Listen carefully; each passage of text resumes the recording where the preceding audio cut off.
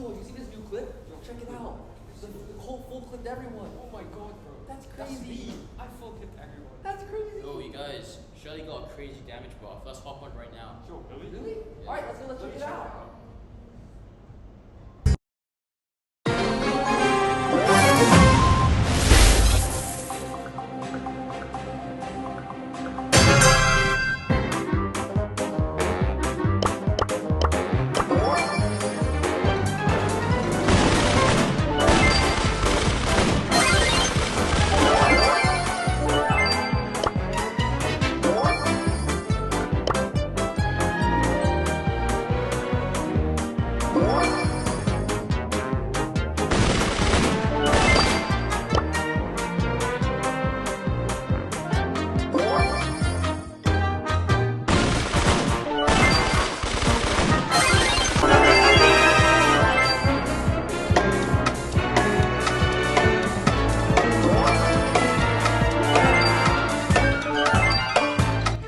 Dear Brawl Stars God, please help me hit my shots.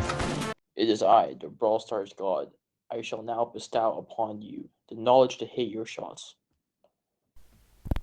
In this situation, our opponent starts at point A, which has coordinates 3, 2, and they're moving away at a constant velocity in a straight line at 4 units left and 3 units down every second. So the path they're taking can be written as, and let's call this line L, and we are in this bush here, and this is point C, and point C has coordinates -1, 2. So we want to shoot a projectile and hit the opponent as they're moving, and the shorter the distance a projectile travels, the greater the damage it causes. So in other words, we want to find the shortest distance from point C to line L, and there are 4 ways to do this. Okay, so the first method is using the dot product. Consider the point D, which is a point on line L that is closest to C. So what this means is that CD is perpendicular to line L, and we can first find a general representation of point D, which is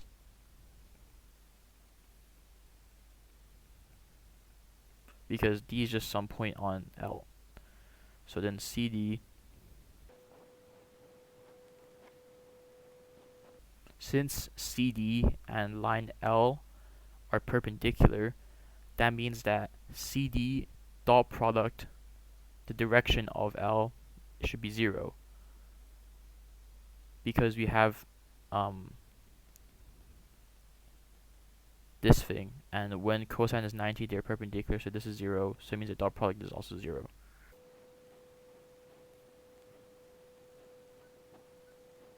Okay, so we've solved for t. Now we can sub that in to find out what CD is equal to. And the shortest distance is simply the magnitude of CD, which is equal to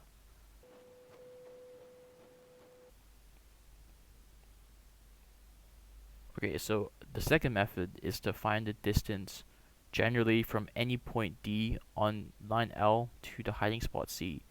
So as before, we get D equals to it's just some general point on line L. So the distance CD would be equal to,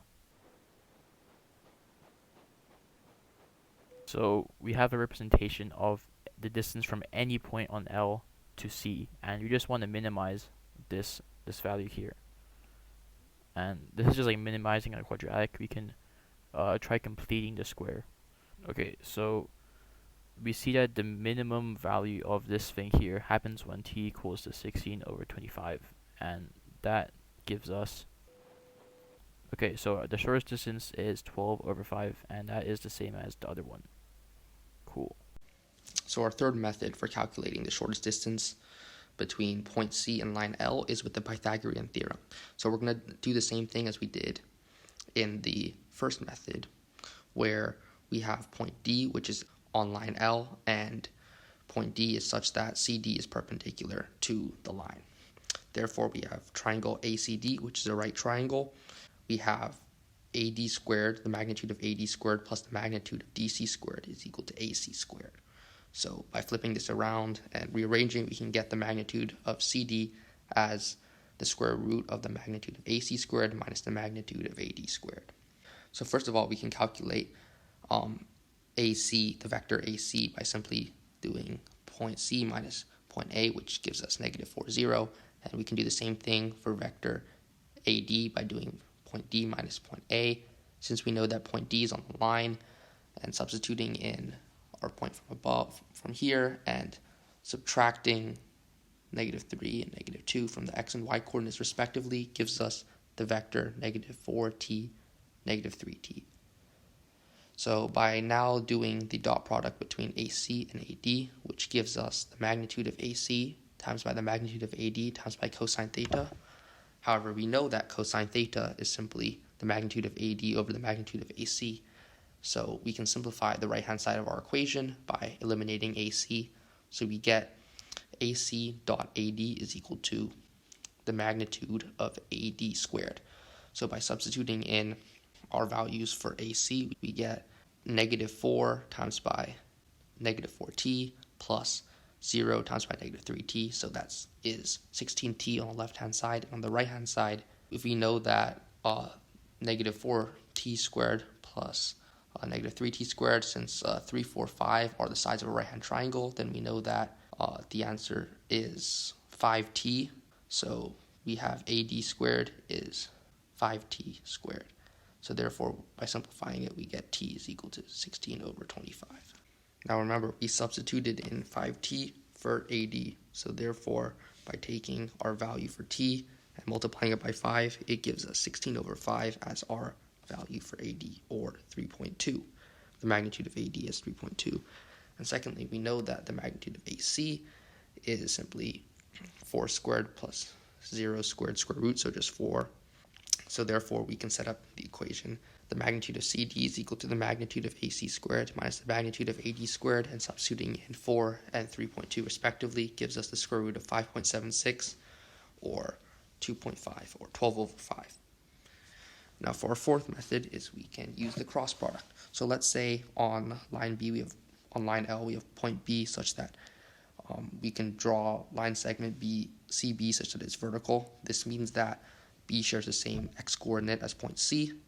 So now if we can express B, the coordinates of B, using 3 minus 4t and 2 minus 3t respectively, and we know that its x coordinate is negative 1, so we can set up the equation negative 1 is equal to 3 minus 4t, and solving for t gives us t equals 1. And if we let our second coordinate, our y coordinate for B, be k, then we know that k is equal to 2 minus 3t, and substituting t equals 1 gives us negative 1. So point B is negative 1, negative 1. Now taking the cross product of AC and AB gives us negative 4 times by 3 minus negative 4 times by 0, or negative 12. Now the reason why I wrote 12 underneath it is because we have to think about what the cross product actually means.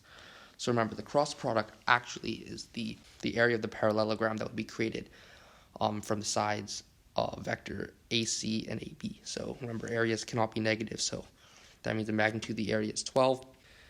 And if we rotate this parallelogram such that AB is the base, then by applying the formula base times height, and again drawing the line segment CD where D is on line segment AB and it's perpendicular to that, we have 12 is equal to magnitude of AB times by the magnitude of CD. So the magnitude of CD is equal to 12 over the magnitude of AB, and we know from beforehand that the magnitude of AB is 5, so we know that the magnitude of CD is 12 over 5.